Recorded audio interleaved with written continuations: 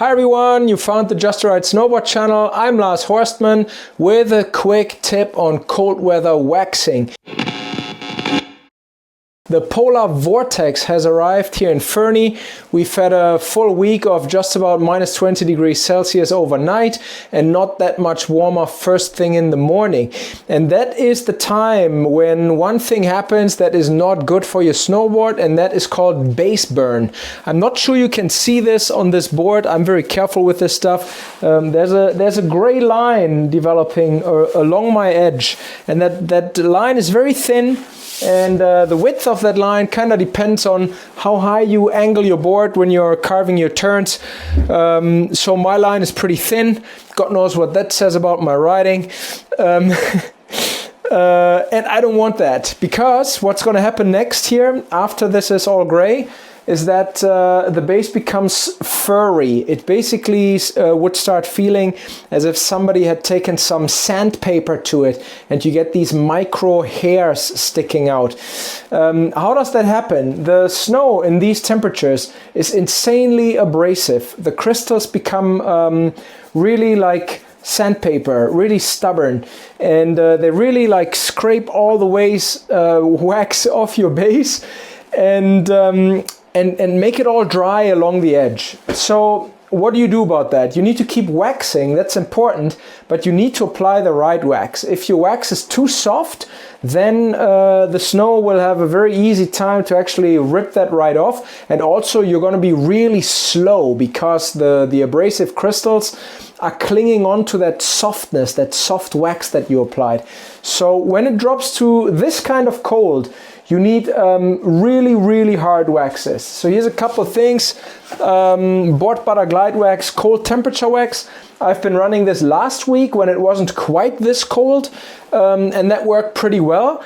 I am not sure what would happen if I used this now at minus 20 degrees. It says minus 16.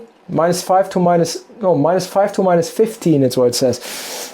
It did work pretty well in those temps last week, but now it's even colder, so I'm reaching for wilder weapons.